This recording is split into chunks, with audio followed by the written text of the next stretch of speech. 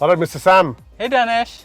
why are you behind? Because we're in a Honda CRV, right? CRV 2024. 2024.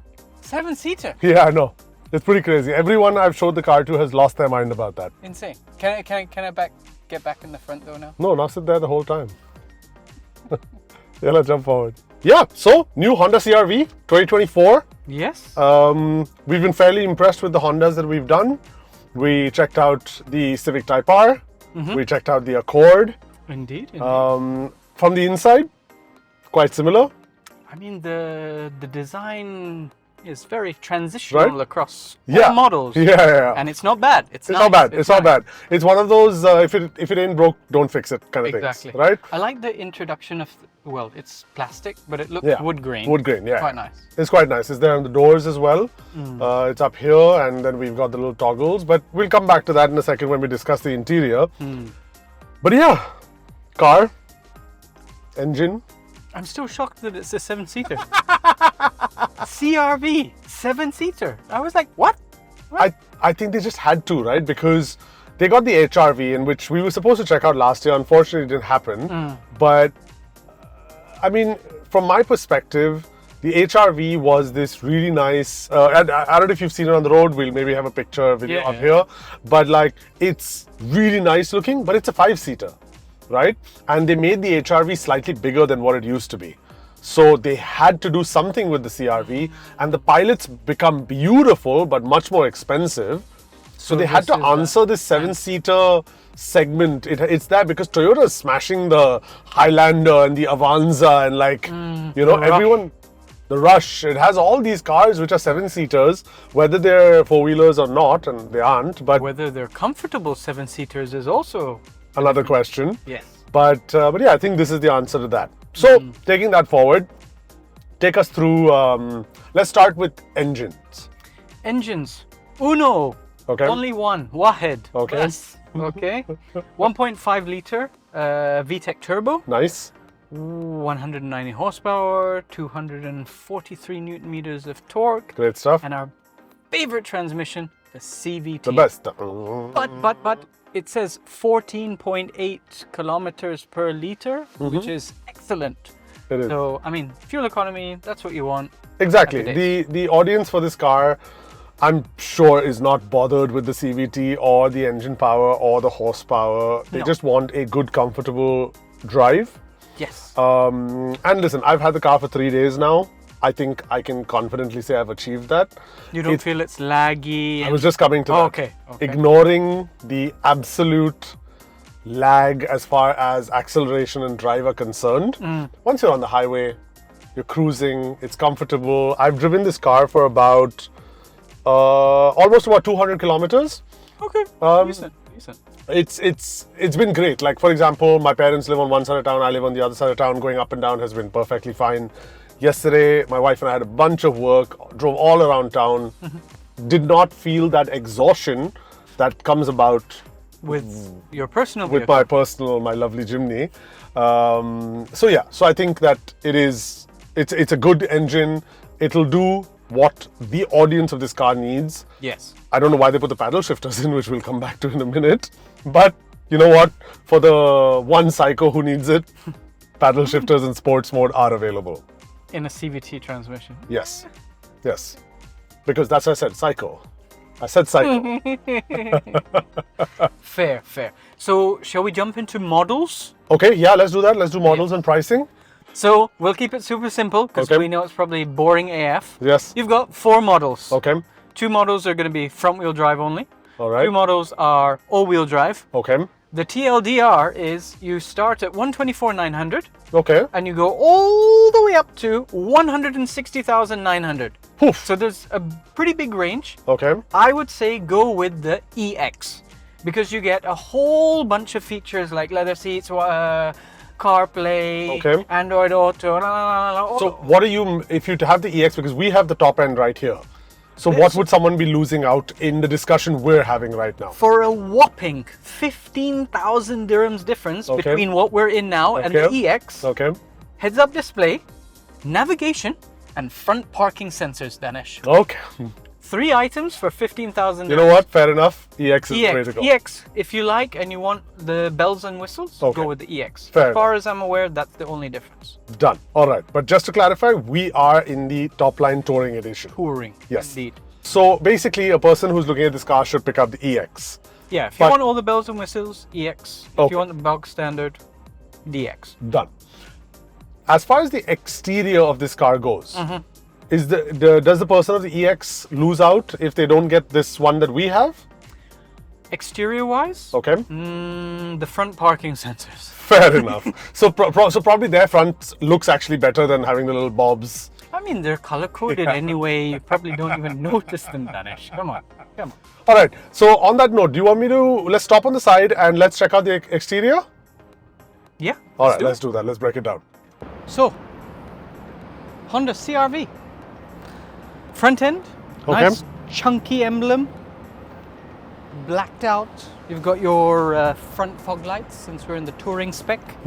LED headlights, your indicator, and then if we follow onto the side, you've got your 18-inch wheels, a little bit of plastic cladding. Integrated turn signal into the mirror, your Honda sensing camera when you indicate and Right. change lane. Beautiful color though, right? Very nice. Beautiful It's not color. red, it's not maroon. Yeah, it's got a it's nice purple hue on the red, which I really yeah. like. Very cool. Little chrome accent. Got roof rails. You can obviously do mounting at some point as well if you need. Following on to the side, you've got your signature CRV look with your LED tail lights. I'm pretty sure it's probably halogen for your indicator. Okay. And then, shall we check out the Yeah. 7-seater? So 7-seater kills the boot space. Kills the boot space, yes. Headrests need to go down, like so. And then pull, Okay. voila. Decent. Decent. And like I say, you've got your AC vents, you've got the AC control actually there as well. You've got a little cup holder Oh, that's nice. on either side. So yeah, not bad. A little bit of, I'm guessing this is your little bit more storage. Not bad. Not bad. And they're not faux, the exhaust pipes. Oh, they're not? It's really, Not bad. they're real. So yeah, I mean, that's the CRV. What more can you say? Okay, so that was a nice little look around the exterior. Yeah. Pretty good looking car, not gonna lie. love But interior, I don't know, should we jump into it? Because it's like the same as all the other cars we've seen. I mean, if you're pretty much dashboard, steering wheel, screen, Right. it's pretty copy paste. But like you said, it isn't broken. Don't fix it. No, absolutely. So to their credit, and I love a well thought out interior, and everything is just everything's here.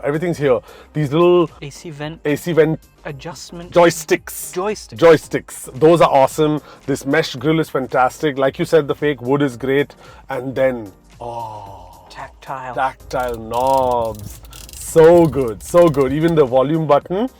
That being said, I think they went a bit over tactile with the buttons on the steering wheel.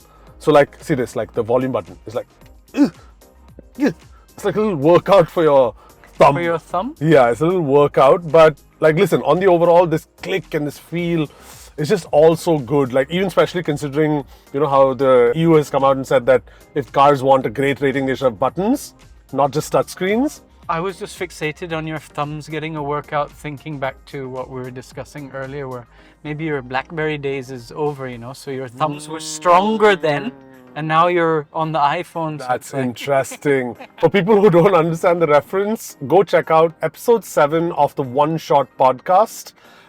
It's where we discuss the Clicks keyboard for iPhones in detail. But apart from that, as always, do support the channel. Let us know what you think of the car. Let us know what you think of the channel itself. And if you have any feedback or comments, don't forget to let us know. All right, so that was the interior. Now, as I'm accelerating right now, yes, we have that like drone of like... which is exacerbated by the CVT transmission as well. Yeah. It just goes on and on and on. But as you cross, like literally as we take the next turn, it's where the car gets really nice and smooth. So once we cross the power to weight The ratio, acceleration yeah, bit and just yeah. maintain. Then once you're maintaining, it's an absolute cruise. Just the other day, I had 4 people in the car. Everyone seemed, not that I asked them, but everyone seemed to be nice and comfortable. I Did did you try an eco mode? I'm just curious. drive mode change unavailable. Oh, There we go. Okay. that should be even more lethargic. For It fuel really economy. should. But listen, their econ mode is good because, like, my father had a Honda Pilot for years, and he was always on econ mode because the man drove like 300 kilometers a day. Wow. But one thing that I noticed about the seats, and this is very, very, very subjective feedback. I don't know if this is the same for everyone, but in the 3 days, I today found my right position. Oh, it took you a while Every time I'd get into the car, I'm like, oh, this doesn't feel right, this doesn't feel right. First and foremost, now this is an odd height of a car. It's not SUV, but it's not sedan either. It's that crossover height, but even in the crossover segment, it's a bit on the low side in my opinion. Like if you see compared to this sedan around us, like this is a Juke, a Nissan Juke around us. And the edge of the door is Right? higher. Yeah. So it's one of those things where when I'm in a sedan, I like to sit a little low. When I'm in a SUV, I like to sit high. This one I just couldn't figure out, so my seat's a bit like this right now.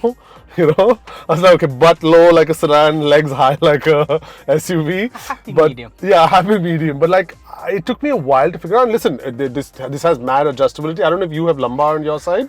I literally have back, forward, And back. Okay, so I have those as well, and I have a little tilt in my seat as well, and I have the lumbar support. All of it really good, but like I said, it just took a bit to figure that one out. So that was there. Back seats are pretty nice and comfortable. Yeah. And we didn't mention with the 7th row, you get rear. It's not like, oh, we'll just throw the seats Yeah. in. You get the AC vents. You do, and that I did not know until I saw rear on off over here. And I thought it was this, and I was like, oh, that's weird. Like it's not here. Why do I need an extra button? And that's when I was like, oh, rear AC vents. So I will give, again, there also credit to Honda because one of those things, you're like, we're putting seats in, means we're putting AC in. Like comfort all through. It's not half-assed. It's not half-assed. So something else we noticed that's really cool about the feature being 7-seater is the 2nd row, the seats is adjustable. So I can jump in and say, okay, we've got no one in the back, so I'm all the way back. I can even recline the seat for an even more luxurious experience. Or you do have passengers in the 7 seats. You can tilt this up, I can slide it forward and give more space for the rear passengers as well. And for those unfortunate folks that do need to go into the back, it's a very simple process. You've got one handle, lift up, seat tilts forward, step on inside. You can adjust these headrests, and that's it. And it's not actually that bad of an experience, considering I have the AC vent right here. But yeah, so really nicely done as far as keeping comfort in all 3 rows into consideration. Really, really nice job on Honda's part. And as always, 10 points for Hazard button location. placement. Look at this. Oh, perfect. Perfect. I just realized I'm pressing it for a bunch of people in traffic, sorry. But yeah, really nice placement as well, right there, smack in the center. But then coming to safety features, all right? Car is absolutely loaded with them. Of course. I will not lie when I say this. I felt a bit of delay in everything. Now, there were certain cuts. Now, for example, this lovely, what is that? Giulietta. Driving past us. If someone cuts in speed, it reacts really slowly. Now, technically, the person should not be cutting in speed, and therefore the car is slow. I understand, but it was too slow for my liking. Like wow, I that's was unusual. Yeah, so like it was really, really weird. And even with braking, let's say in traffic and stuff like that, I felt it was just a tad bit slow. I don't know. I can't make a real judgment because I don't have any sort of test to prove how fast or slow it was. But I mean, I can understand from the safety systems being like delayed, quote right. unquote. No, but the reason I'm surprised by this is because we didn't experience this. Like I didn't experience it with the Accord, and you didn't experience it with the Type R. So that raises a bit of a question in my mind on whether this is really subjective and me nitpicking, or is it actually a bit slow? Okay. But that's something to kind of note if someone is actually looking to pick up this car. Okay, then carrying on forward from that, obviously the question people always have in mind when buying cars in this price range is tech, right? So we've got a digital instrument cluster. Yep. We've got an 8-inch screen over here. 9-inch 8 screen. on the base. Okay. So 9-inch screen over here. Now, clean. I love that they chose a matte finish. Yes, no So glare, no fingerprints are not a problem at all. Yep. So that's great. No fancy speakers or anything like that, but It's just an 8-speaker. yeah, but it No does a decent branding. job. We were listening to music earlier. It was okay. It was okay. It doesn't go too high, doesn't go too low. It was fine. The OS that Honda has is all right, but again, same thing. Once you hop into the car, wireless CarPlay, but wired Android Auto. Yes, Yeah. exactly. And yeah, the cluster in front is nicely customizable. That being said, something I forgot to mention earlier was, you know how I mentioned that this button is super like clicky and tactile? Yes. Right below it is a scroll wheel Ah. to adjust your trip computer instead of that little button that used to be there. And I just can't understand why they couldn't give the tactile button to the trip thing Okay, and and the other give way. the scroll wheel to the volume. Like, it just baffles me. For symmetry, Daanesh. It's for symmetry because it has it for the cruise control on the other side. Japanese. Exactly. Arigatou gozaimasu. But apart from that, listen, tech-wise, I don't think anyone's going to be really disappointed. I'm pretty sure if you really wanted, you could upgrade this if you absolutely need it, but I don't think you need to. There's nothing more that needs to be mentioned because you've got your memory seats, you've got digital displays for small things like the AC. 3-zone climate control. 3-zone climate control. Good point on that front. So yeah, overall, listen, it has been an extremely comfy ride right through.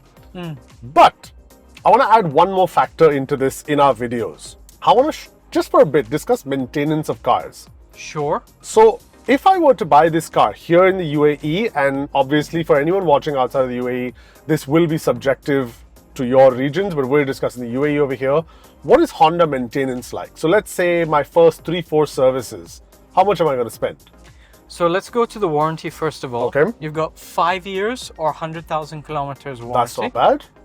I think it's very weird given that we're doing all of these guides and updating and everything to say that 5 years is a long time, but the mileage is low. More, you know what I mean? Or it's the other way around. So I'll get tell you 3 where- years, 100,000. So I'll tell you where I think we lose out is we, in terms of our daily driving, are not the average. I know more people who have their cars. Okay, a friend of mine bought a Nissan Patrol 4 years ago. How much does she have on the clock? 100K. 33. Huh? 33K. Oh, wow. Right? So my point is I have multiple people I know like this. So my point basically being that I don't think it's one of those things where we are the right average. And in the law of averages, when these companies consider it, 100,000 is a lot. Yeah. So I yeah. think it depends. Like I say, that's something to consider Yeah. because there is a lot of variation on the warranty. On the overall 5 years, 100,000 to me is good. Yeah. Okay. No, that's good. Fair. It's good. When it comes to servicing though, Okay. your service interval is going to be every 10,000 kilometers Okay. or 6 months, Okay. whichever comes first. Right. What I found very strange though, Okay.